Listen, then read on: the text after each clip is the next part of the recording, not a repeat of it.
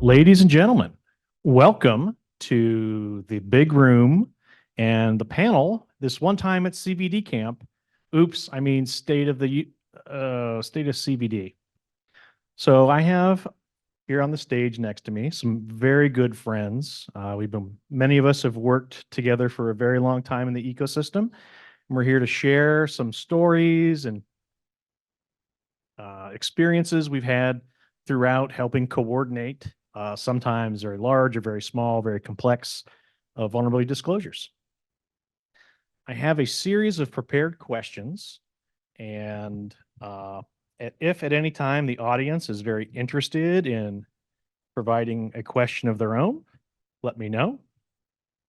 Let's see here. All right, so first off, we're gonna do some intros. I'm gonna let my friends here say hello, and then we'll jump into this amazing set of questions. So we'll start off with Camp Counselor Art. Almost. Hair's about right. Yeah, it's not far off. Yeah. So hi everyone. Art Manion. A lot of my time, my career was spent at the CERT Coordination Center, 22 years. In the last year and a half, I moved to a small contractor working supporting CISA. The entire time though has been vulnerability related. A lot of CVD, a lot of associated vulnerability things. This whole event is great because it's two trips I would have made anyway for similar things, and the synergy. Do I get a word for that? That's it. Yeah. All right. Synergy is excellent. Anyway, Art, welcome. Hello. Excellent. Do you have a mic, Deana? Yeah. Oh, sorry. With Deana. Excellent. Deana. Hi, everyone. I think if you may have already met me, but my name is Deana O'Meara. I too spent time at the CERT Coordination Center. I spent about 7 years there working with Art and Madison. So this is actually a really exciting kind of class reunion we have here. So I spent 7 years at the CERT Coordination Center before hopping into industry. I then moved into Rockwell Automation, where I ran their PSIRT, and then hopped over to Intel, where I had the fabulous opportunity of working with CRob for about 3 years. And now I am at NVIDIA. So very excited to be here and share some experiences here at our class reunion. Hi, everybody. My name is Madison Oliver. I am a senior security manager at GitHub, managing our advisory database. I've been there for about 2.5 years. I spent my first 7 months at GitHub on our product security incident response team, which I will happily share some stories from. And prior to that, I spent, I think, 6 years in total at CERT, coordinating vulnerabilities on behalf of the US government. So between the four of us, really, we have a lot of, I think, interesting stories, trends, and things to share. Decades of experience. All right, so we're going to start things off. Again, I have a bunch of prepared questions, and ideally, my panelists here are going to share their insights, observations about the question, have a little back and forth. But as the audience has questions, raise your hands. We have folks in the audience prepared to run you a microphone. And remember, this is being live streamed. So if you do have a question, wait for the microphone to be there, so our friends on the internet that are enjoying this from the comfort of their own sofas can hear your question. And if you're on Discord, you can go ahead and post a question there and we'll relay it. Yes, thank you, Josh. All right, so my first question, a topic of much discussion in many channels in the vulnerability disclosure community. Over the last several months, we've seen an evolution within the upstream open source ecosystem. We've seen several major projects become CNAs, CVE numbering authorities. What are your thoughts on this, and what do you think about the potential influx of more data into the CVD ecosystem?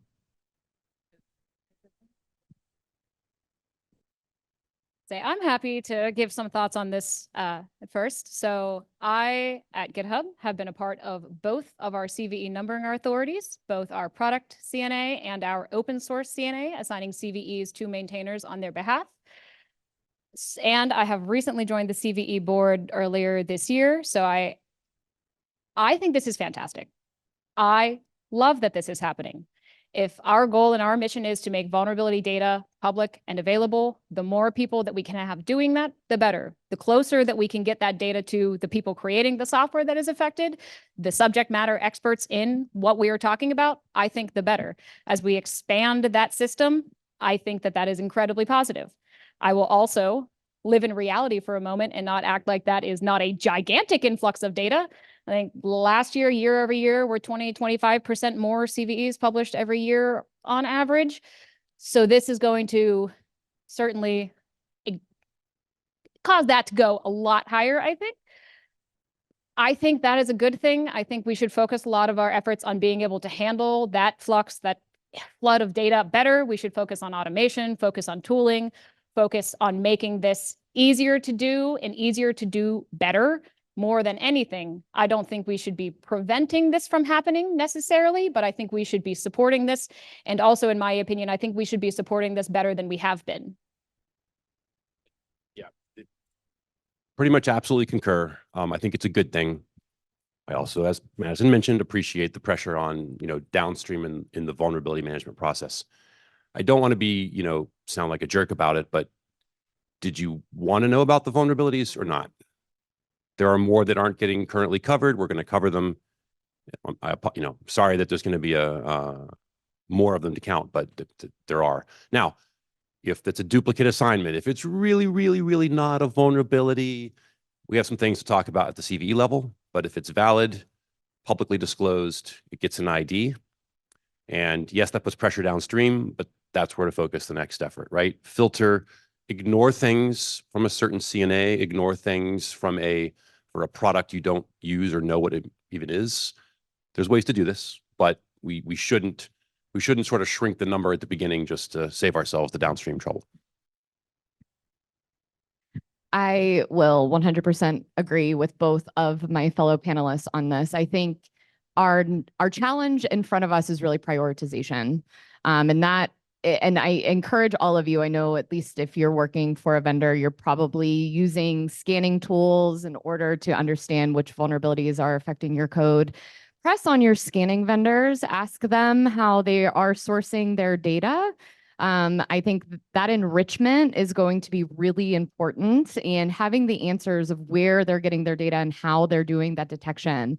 But overall, CVE is a net good. I would rather know than not know. It's much harder for me to defend against the things that I don't know about.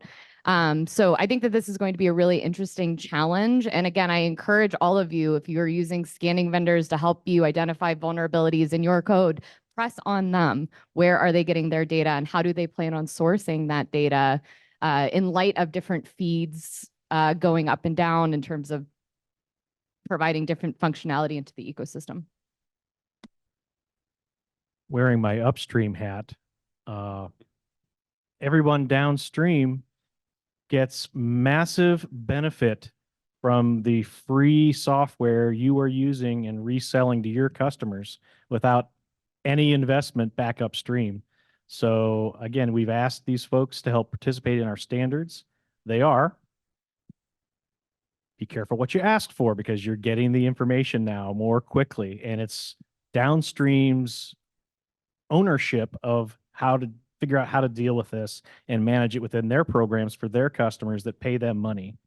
So if you have challenges with this, figure out how you can contribute upstream and help support those projects, those maintainers, help give them tooling and automation so they can help service you a little better. Next up, put your speculation hat on. Why do you think we're seeing this trend of more open source groups becoming CNAs? Is this symptomatic of a larger systemic problem? As open source, would you like to? They're mad. They have not been a part of this process. It has not been easy for them to be a part of this process. And I'd say that there are a group of folks that have not always been listened to, and on the other side have not always been the easiest to listen to when we have wanted to. I think the larger systemic problem is we're asking a lot from folks that are already giving so much. And from their perspective, they're like, how much more can I possibly give?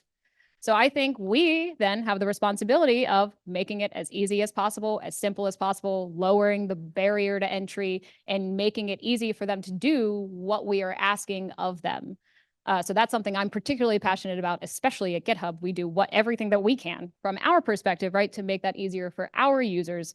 And that is something that I advocate for heavily, especially on the CVE side of things. I think that CVE, we as the board, we as what we are, also have a responsibility to our consumers, of which they are a large part of, and our producers, of which they are now becoming a very large part of, to make this as easy as possible.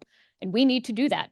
So while we are seeing we have seen and are continuing to see problems and are entering this space and the problems are growing, what I want to see from that and what I like about that is going to be a forcing factor for us to do the things that we've been saying for years that we were going to do, to automate these things, to make it easier. We've been saying this for a long time. We are finally making some of those things happen, right? CVE Services has been such a tremendous change. I could not be happier with the way that that is going. I am also by no means saying that that is a perfect process by any means. We have to start somewhere. And from my perspective, I'm really happy to see us starting down some of these paths because of some of these problems that we're seeing. So I don't view it necessarily as a bad thing that these problems are forcing us to do the things that we've been saying for so long that we were going to do as a community and as an industry. I'm really happy to see that, but that's why I think this is happening. I think folks are putting themselves in the process so that they can have a say and can be heard. Can I ask a corollary question though, before, sorry. So I often wonder if are we doing the right things in terms of how we're educating, right? And I think this goes back into, we talk a lot about SDL, but what does SDL mean for open source, right? Is there the rigor that's built in, and are we encouraging that? And are we making it easy in that way too? Because assigning a CVE ID, is a post-release problem, right? So I think my other question for this is, as more and more people are writing software, are we as a community enabling them to ensure that they're doing the right things in terms of security such that we do not have CVEs? I think it's really easy to focus on the CVE problem when in fact, security is a much bigger issue than just the CVE, and you can still be vulnerable without CVE IDs, right? I mean, I think that's a little bit of the misconception. So if we hyper-focus just on the ID, are we taking away too from all of the good things that you should be doing when you're developing software? And I think that's probably an outstanding gap. I agree with you, by the way, but as we're talking about it, I often wonder if we're doing a good enough job on that end, rather than just focusing only on the CVE ID. Go ahead. Sorry. No, it's fine. So I'm imagining the context behind this question is like, seeing like Curl and some of those other organizations stand up CNAs as a response to the number of CVEs that they've had assigned about their product without them being involved in the conversation. So given that background, and given a lot of this software, I don't want to call out Madison specifically because you work there, but would there be do you think that this could be a less problematic space if organizations like GitHub, which hosts most open source, were to offer itself as a root CNA to all open source, so that basically if you wanted to stand up becoming your own CNA for your open source project, you could use GitHub as your intermediate root? Is that right? That's the term. Is it intermediate root or is there, yeah?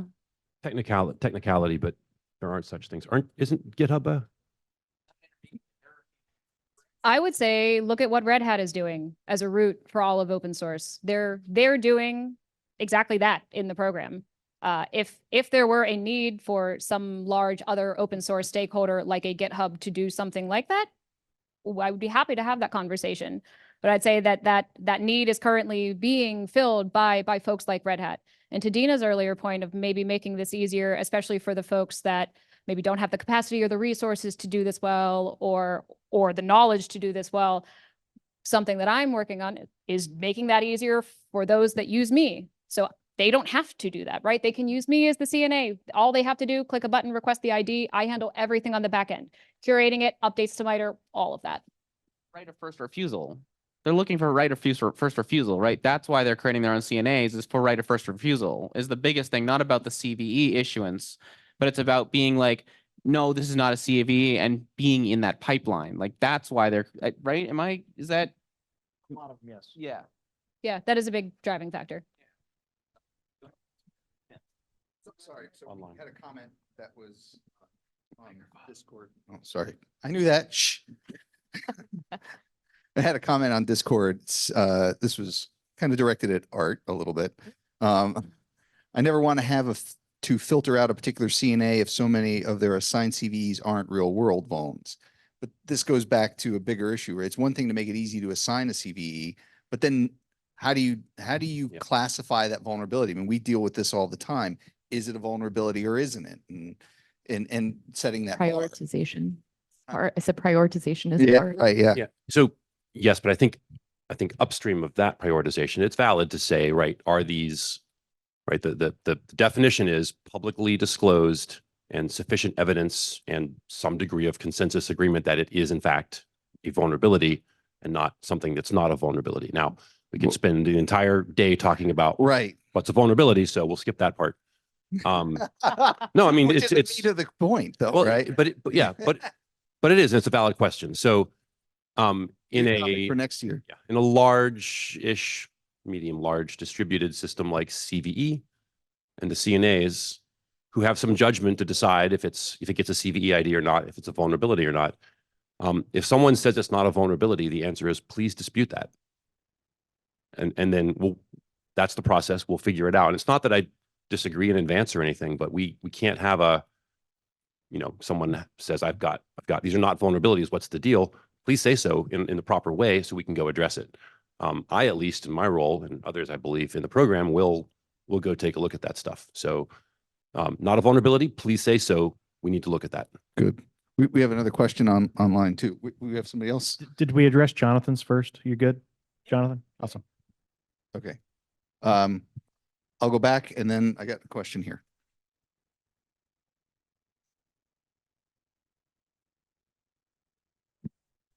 I've seen a couple weird CVEs where the numbers themselves are actually reserved still by the CNAs, and some sites will reference them, but when you go to the actual try to look up the CVEs, you get no details because they're reserved pending whatever, which makes it really hard for us to like do anything with very limited information, especially when everything is referencing the reserve number.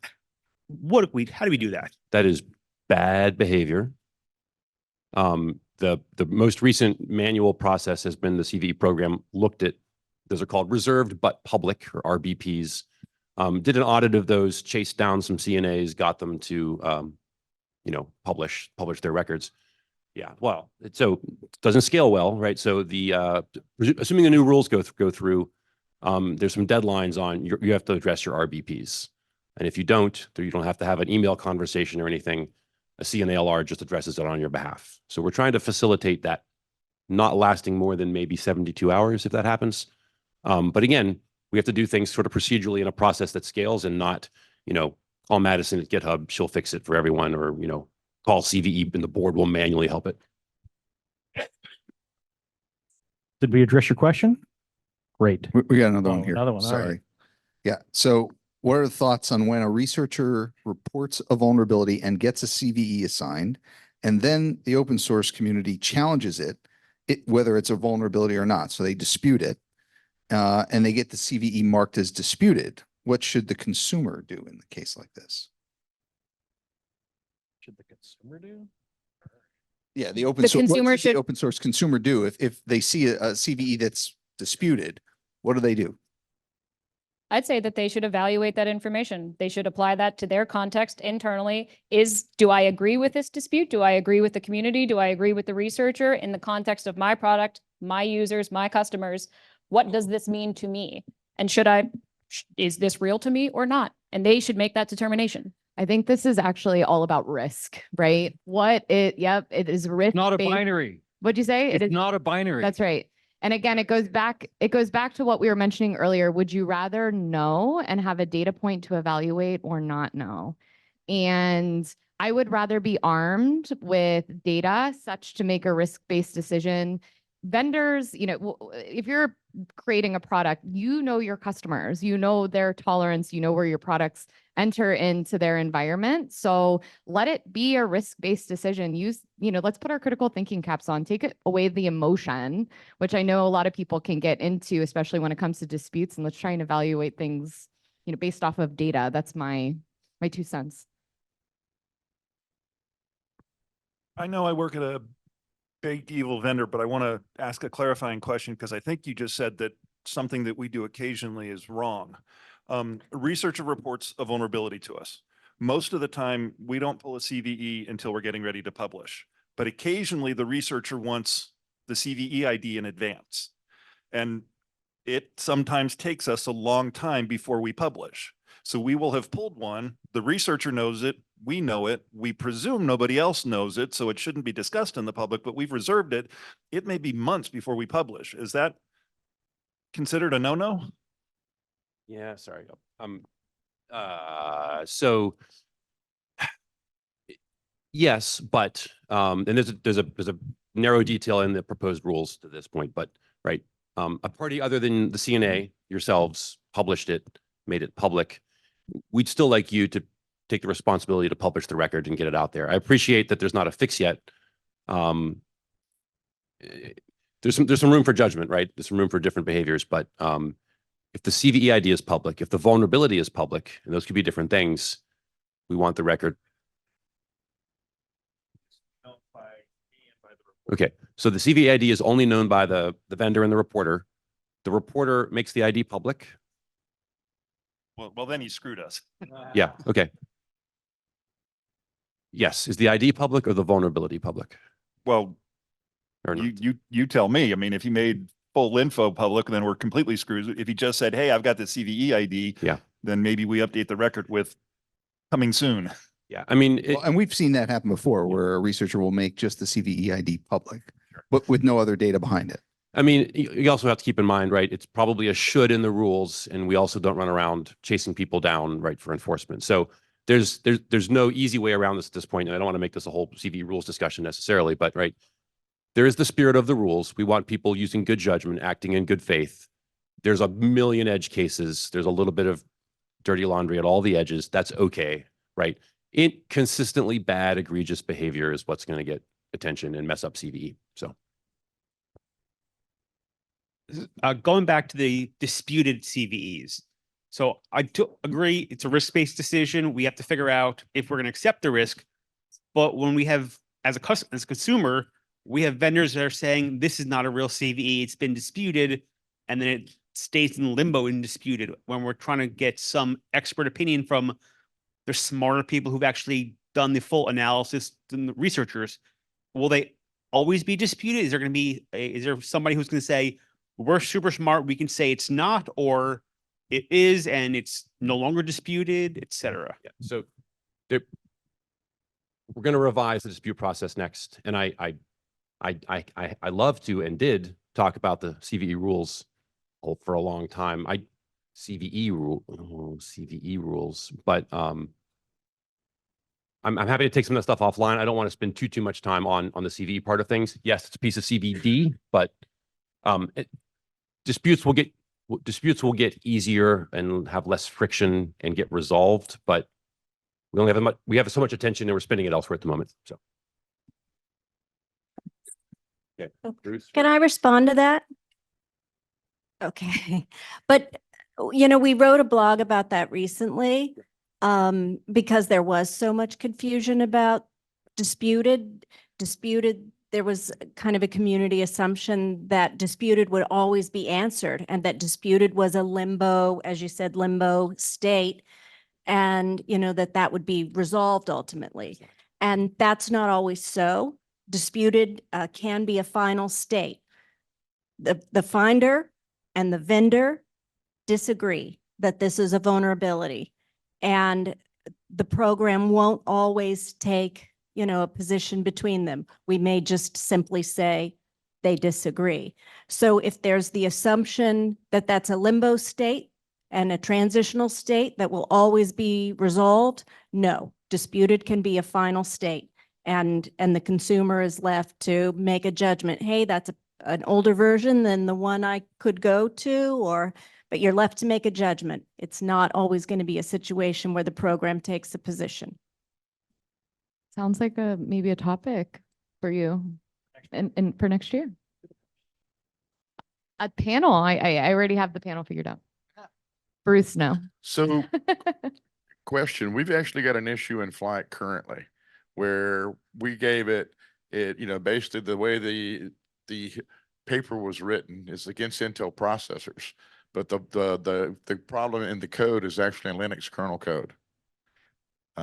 So we did not assign a CVE because it's not our code, but CERT CC did assign a CVE. Your thoughts, please? Is VJ in the audience? VJ? We can connect you both later. We can connect you with VJ later.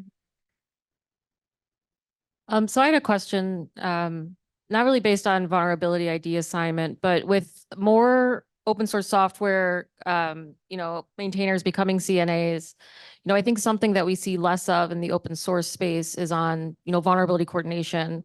I think sometimes, from like OpenSSL, we might get a heads up, a report is coming this day. From your perspective, what could we do to better, support these maintainers where maybe if they don't want to share, with certain people, maybe just giving, having more regular update dates and knowing when to look for that information from them? Real quickly, Bruce, from last, I refuse to answer any more CVE rules questions.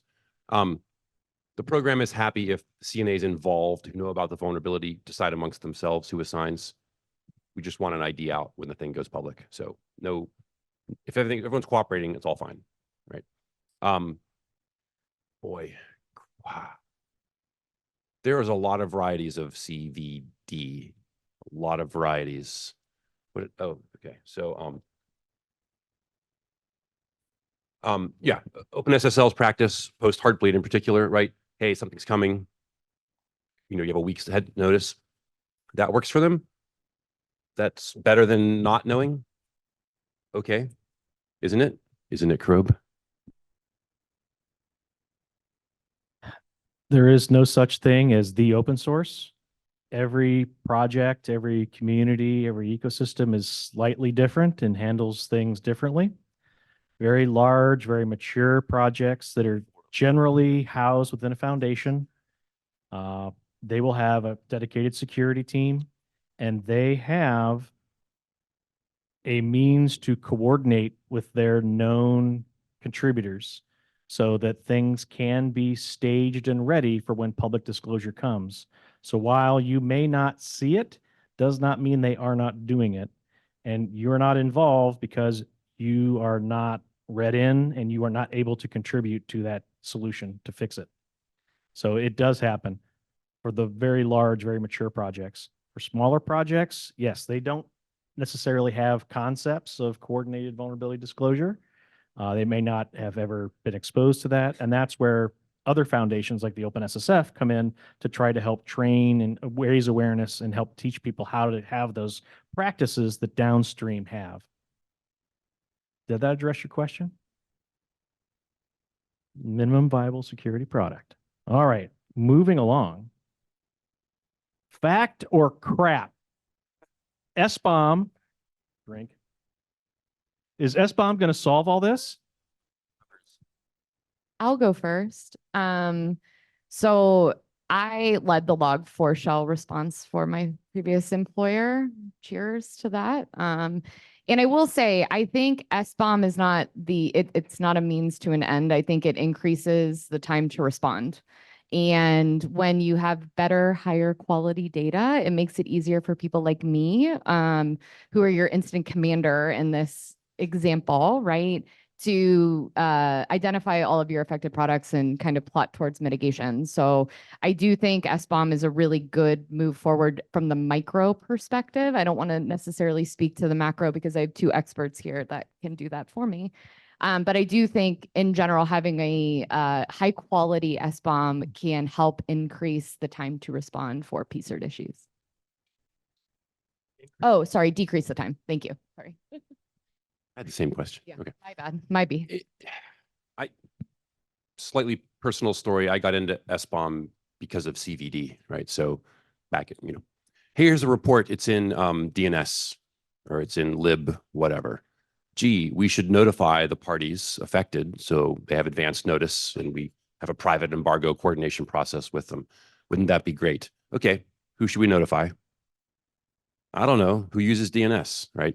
And the answer is kind of everyone, and it's hard to pin down who to talk to. And you know a couple people, a couple major distributions or System 5 Unix vendors, or right. So my quick answer is, non-quick answer is SBOM, a sufficient amount of SBOM with sufficient accuracy, not perfect, will make CVD a lot easier, faster, and better. But it's not going to prevent CVD from happening the same as it already is today, and it's not going to solve any of the other complexities, like how long do you wait, and who all do you? If I had a full list of 300 people who use DNS, do I tell all of them? How many people can keep a secret for how long is a good question, right? So a fundamental thing that will help, and not at all a total solution. Just will quickly +1 to what my co-presenters have said and succinctly say, no, it's not going to solve all of this. It will help. It is a positive step forward, but it is not going to solve all of the problems that we're talking about. I think the hardest part is actually that verification too, that the potential product is affected or not affected. I think that still takes time, and takes time for somebody to look at it and say yes or no. And while it helps you identify, it doesn't help you necessarily with that attestation. A wise man once said, the waiting is the hardest part. Question 4. What do you all see as historic, current, and future barriers that our collective community here has for doing coordinated vulnerability disclosure better? What's hindered us from doing a better job?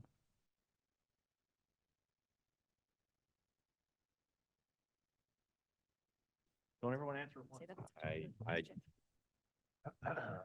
I'll give a couple current ones.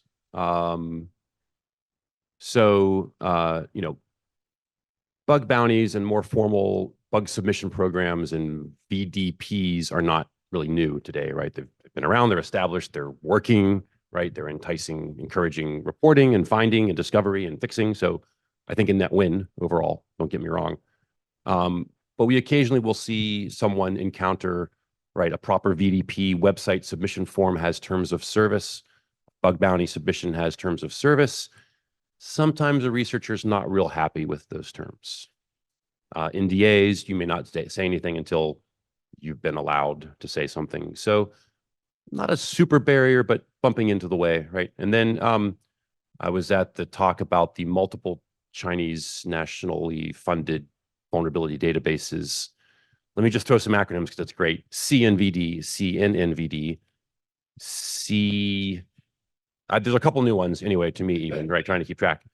And the more important part of that talk is there are governments, and China is one, and it's being discussed other places, that require have a regulation that is vulnerability reporting must go a certain way, through a government path. That would certainly interfere with community-based, purely let's fix it quickly and efficiently CVD. I'll highlight one barrier that comes into relevance with upstream open source. When a reporter comes in through a bug bounty program or a VDP that requires an NDA, upstream maintainers are not incorporated. They may or may not have lawyers. They are uninterested in getting entangled with an NDA. So that definitely, and a dear friend of mine has run into this in the past about being demanded to, in order for you to work with us and help coordinate this vulnerability, you must sign an NDA. And that is not palatable for some elements of our community. Commercial entities, that is a common practice. But for researchers who are independent, or for open source maintainers that are single maintainer project, that's a showstopper for a lot of them. To add on to that, I'd say a historic, current, and future barrier to doing coordinated vulnerability disclosure is how much effort it takes. It is a tremendous amount of effort to coordinate responsibly, securely, privately, safely, especially when the number of folks that you are coordinating with increases at an exponential rate. It is incredibly time consuming to do that and to do that remotely good, let alone well. And it has been, it is currently, and I would say, given how much we've talked about the increasing numbers of vulnerability data as a whole in this community, it's going to continue being quite time consuming and rather difficult. I want to build on that excellent point without even trying to phrase it as a question. Everything in software development, any process either scales superlinearly or sublinearly. And when there's an exponent involved, superlinear gets very expensive very fast. And best you can do is manage the constants. When this question came up, I immediately thought about all the things that we do today that rely on the old boys and old girls and old order networks. And especially at the highest order of those things where it's like your boss doesn't know that you're doing this because your boss knows that this is the things you do. That doesn't scale, not even a little tiny bit. And the numbers we're seeing are all pointing to this is going to collapse on its own weight of like that network of trust that worked well. It's done. It's already broken. It didn't scale like 10 years ago or longer. You're totally right. Right. I wanted just to add quickly to Madison's comment. I had an employee not seated here presently who did a absolutely almost flawless manual, artisanal, perfect job coordinating a multi-vendor issue. Did a great job, and then quit. And you know, it's not quite that linear of a relationship, but they were very related functions, right? So you went out on a high note, certainly, but it's hard from the coordination process, and I think it's probably a lot of work from the people who write the software process, probably the researcher side as well. I mean, this is manual; it doesn't scale. You're absolutely right. I think oftentimes it's not super fun either, right? Because it's so arduous. Yeah, So some of us are weird and anyway. I do want to add on to that though. This is something that we see a lot in open source too, right? Doing this is a lot of work, and a lot of open source is still very volunteer based, especially my friends at the Node.js Foundation gave a talk last year at the Open Source Summit as part of OpenJS about their security procedures and how they respond to incidents and how they manage that. And part of how they manage that is by pulling in security SMEs from the community, volunteer efforts to help them respond to some of these incidents when they need that additional capacity and that additional power. Almost every time, those people are burned out immediately after that. So they go through all of this effort to onboard this person so that they can do this. They are trusted. They have the right knowledge to do this. And I don't know who here has been involved in an incident, but I'm going to guess many of us have been. They're very high intensity, huge risk of burnout. And when you're talking about people volunteering their time for this, why would they come back again if that's their experience? If they have an awful experience doing this, they are railed in the media or by their community or by their users. What is their incentive to come back and do it again? I was just going to ask, and I want to ask my fellow panelists, is fear still a driver? And I think you just nailed it, right? Like the fear of re-engaging certainly is, but my question for both of you, do you think that fear of having a critical vulnerability is still like a barrier to entry for people wanting to do CVD better? I think it's a mixture of both. I think it also prevents them. And like some of what we're seeing, we just talked about some individual projects becoming CNAs, right? They're doing those things on occasion, sometimes out of fear as well. And they're also disengaging from the process out of fear. I had a bad experience last time. I don't want to know about it. I'd rather live in ignorance because it's safer for me. I want to be cautious to CRoB's point about speaking generally about the open source. But faced with an expensive, costly, high effort manual coordination effort, right? If an open source project reporting process was file a public GitHub issue, and then we fix it, and then people downstream should probably notice. Very simple. Works. Maybe there's some increased risk of an adversary noticing and doing something in the meantime, but it really does eliminate a lot of that work.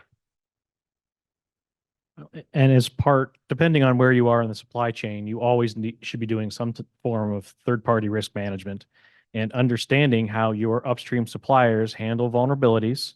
And if their process is to file a public issue and publicly do a patch and do no notification, it's incumbent upon you, the consumer, to understand that and build in processes to manage that and react to it when it does happen. Any thoughts?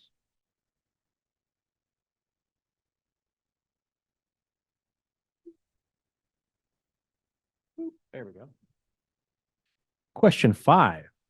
How do we better balance? You wrote the questions, man. How do we better balance financial, political, and other factors in CVD? First and foremost, let's live in reality also. Again, right, I like to be very idealistic. I work in open source. But I also need to and encourage folks to live in reality too. We shouldn't act like there aren't financial barriers, that there aren't political barriers, that these aren't something that people have to contend with and that they have to overcome. I think it is perfectly okay to talk about that. I think there is a bit of a culture of maybe let's avoid it, just throw some money at it. Where the money comes from, where it's going, in fact, that doesn't really matter. Just throw some money at it, it'll figure itself out. That does not always work. I'm not touching that one. Yeah, sorry. Well, Nope.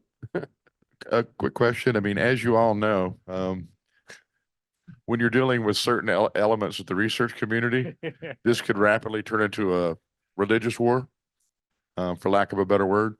Look at GPZ, for example, 45 days, they won't move. We do run a bug bounty program. If you don't want to opt in and follow CVD, that's fine, but we still ask you follow CVD, at least give us time to fix it before you release. But the financial factors, the bug bounty for us has been a good thing. And I think we get more bang for the buck out of what we put into it. Yeah. Than just in terms of money. And it does motivate industry hackers, academics, not so much. Well, I think the important thing here is I think sometimes PSIRT work can be kind of a black box for different organizations. And I think one way to just have a better balance is to talk about it. So it's kind of unveiling some of your data. It's by having conversations at different levels, at least within your organization. I don't necessarily want to get into the political side of things because I don't feel qualified to speak on that. But in general, I think transparency is one of, at least in organizations I've worked in, core values. And the more that we can have conversations and standardize on issues and create, better pairwise communications with one another, I think it just moves the industry forward. Yeah. So I'll say maybe a high level thing, right? To some of your points, right? So if there's a organizational culture, if there's transparency, some of these ideas, right? Right. Producing software, you're going to produce bugs. Some of them are security bugs. Sure, you could be doing a really, really extra bad job and probably shouldn't be making so many bugs, but no one's making perfect software. I mean, nobody, I don't think, is making perfect software. I could probably write hello world in Python and I'd have a vulnerability in it because those are my Python skills. But, right, this is a management and an ongoing development thing, right? There are bugs, there are security bugs. It's an ongoing process. It's routine. It's normal. It's not bad. It's not scary. You're not bad. But please treat them, right? Fix them, address them, document them, maybe get a CVE ID, maybe spit them out in a nice format people can consume, tell your users, tell your customers, monitor your upstream, be responsible, tell your downstream, be responsible. That makes it just a normal everyday occurrence. We can all stop, have these sensational sort of high energy events. We'll still have some, of course, but it's routine. There are security bugs. Please fix them. And, go do something else with your time, right? Touch grass, do whatever, watch paint dry. Anyway. I had a response here. Yeah, please. One thing that many of us here do in our collective communities that helps kind of manage some of this is helping set clear expectations up front. If you are a corporate entity that sells services and goods for money, write down what your expectations are for a bug bar or how to contact you or how to report vulnerabilities. If you're an upstream open source community, have a security policy, have a security point of contact. The security policy is email Joe. That could be your policy. That's fine. Document it so that it can be found and followed. If you're a researcher, understand kind of the state of the art of how coordinate your vulnerability disclosure, the norms are, understand where things like safe harbor may or may not apply, understand when you're reporting to entities in certain parts of the world, there are different laws that come into effect, so be aware of that. And then, vendors, if you have tools like a bug bounty program to provide financial incentives, there's a whole bug bounty community of interest that provides good practice for those entities that want to have this type of a program. And again, it's all about publicly setting clear expectations so that everybody enters into this arrangement together with the most amount of information. And ideally, we help set up positive intent. And we had a question. Test. Great. Awesome. So I guess tying into that point, maybe not a question, but maybe our comment in that area is a lot of, maybe a question, but the bug bounty space, right? As it has become a part of CVD, one of the big parts that is difficult as a researcher is that the financial aspect of the bounty becomes prioritized, and the people that are setting up those disclosure programs don't think, wait, what if someone wants to report to us and doesn't want to agree to these terms, right? You're putting the terms first as like, you have to agree to these terms, including an NDA, in order to report to us. And they're not thinking, well, what if someone wants to report a security vulnerability to us, but they're unwilling to agree to the terms because of the NDA. They believe in a different perspective on disclosure around 90 days. And potentially you're putting out there, you want to buy researcher silence, maybe not intentionally, but it's an unintentional effect of that. Just to be clear, a bug bounty program is not equal to a vulnerability disclosure program. But they can sometimes get conflated. They are co-travelers, they're partners, and that it's not a capability every entity offers. Yes. If you enter into a bug bounty relationship, you are being paid money for your work. A VDP program is just, this is how this entity manages vulnerabilities and kind of the rules that they would like to work under. And people with good intentions that are good partners will agree to the rules or not. And that never stops a bad actor from going out and zero-daying things. But that bug bounty and VDP are not the same thing. So I think, with financial and political, I always think of like the people aspect of it. We tend to put things into buckets of, this is a vendor, this is a guidance body, this is open source, but there's always like the person behind all of those things. So how do you all feel the people element plays into the CVD process? Did you watch Madison and I's slide presentation yesterday? We had it at least in there twice, that CVD is a human process. People are involved. People are complex entities with emotions, and always try to be respectful. So it's important to remember that. Yeah, I just was muttering words about scale and how it's not human scale anymore, but totally agree. The right human at the right PSIRT team, the right human at researcher, the right human coordinating can make a huge difference. So unfortunately, since we haven't solved the scale problem, it is still a human problem, and the humans totally matter. Sorry, very quick pitch. A former colleague of ours, Alan Householder, at the Software Engineering Institute, possibly still the CERT Coordination Center, is trying to take the human out in a good way. He's got a lot of work on Voltron, which is an actual properly spec'd protocol for CVD among multi-party. So if you want to try to, yes, getting humans out is not going to happen, but there's actual work on how could this all work in a multi-party protocol.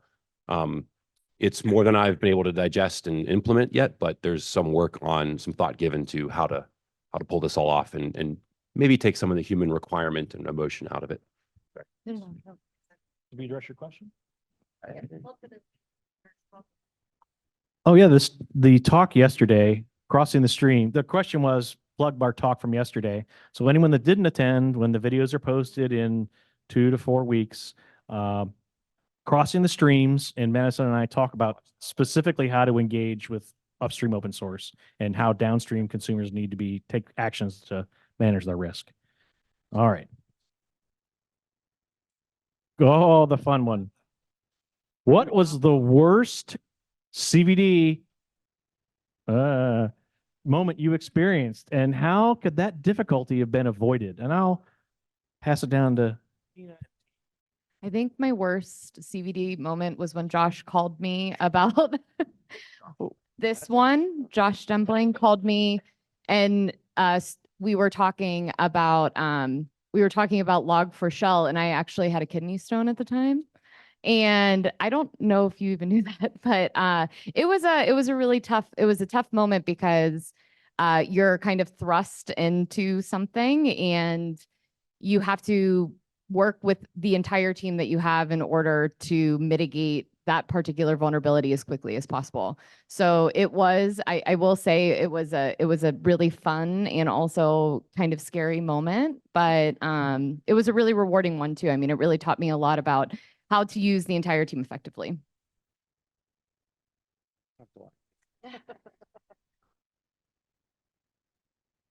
So aside from also having been a lead coordinator at my organization handling Log4Shell, You were personally victimized by Yes. Log4Shell. yes, I'd say one of my other worst CVD moments as I ran into a situation where export control law prevented me from being able to talk to the organization that had shared the vulnerability with me. So I had information. I had no way to ask for more information, get additional details. What I could do with said information and how I could share that with others was also up for question at the time, and created a very confusing situation where I had very pertinent vulnerability information that was quite critical that I, at the time, could do nothing with, which was incredibly frustrating. I'm aware of a major corporation that manufactures hardware and software and services that has a similar situation. And the community has lived through this. And it was not only the State Department, but you need to also, I think, reach out to the Department of Commerce, because there's two different, There's at least two lists. at least two you have to work with.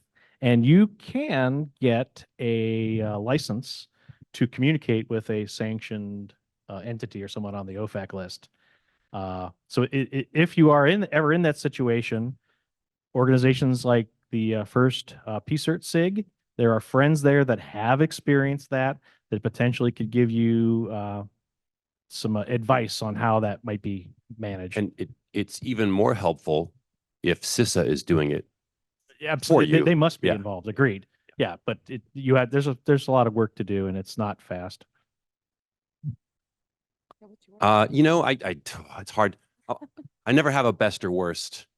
All of my bad experiences have forged my, my CVD experience. Now I'm immune to any bad experiences in CVD, because if there's any progress at all, it's probably better than dropping 0 day. And it's always better than not talking about it at all.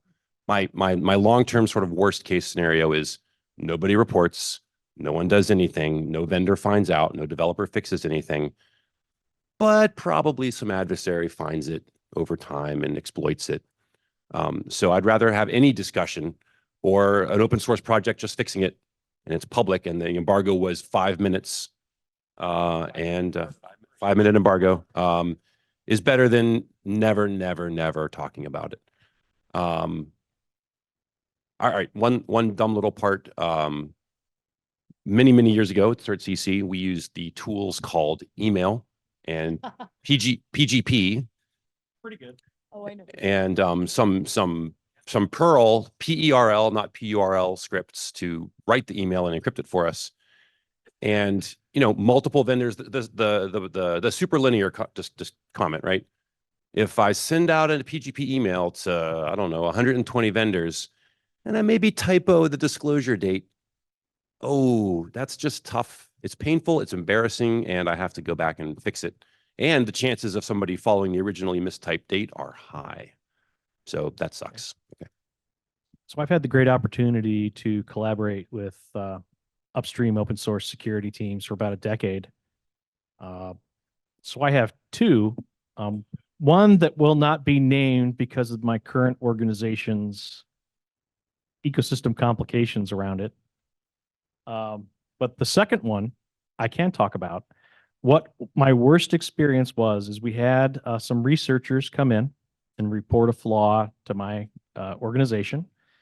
We worked and had fixes, and we were all ready to go. And we actually worked with that researcher, and we thought we had built up a really good rapport with that particular researcher. We went out and we actually kind of did some cooperative marketing with them on Disclosure Day, where we interviewed them and provided them a platform with which to share their amazing problem with the world.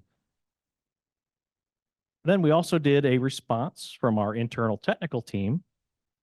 And like 5 minutes after that video went live, the researcher saw it and immediately became displeased and aggressively crapped all over our whole relationship.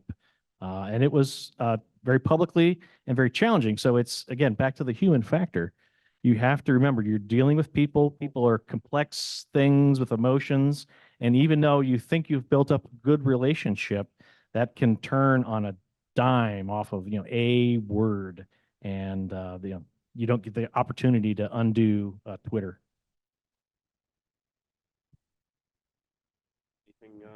No, we've hit time. So we're at time. I want it's to been thank. So there's been a lot of chatter in Discord, right? So you guys want to go out there and take a look at it. Like good chatter, like The chatter. CRob has No, an no, awesome not shirt, or specifically, Deana's but boots are cool. everybody's got Deana's it. shoes are cool. Yeah, that's what they were focused on. Yeah. Exactly that, CRob. Well, I want to thank You'll my be panel pleasantly surprised then. for sharing their experiences. The great team. Thank you for everyone that helps with CVD.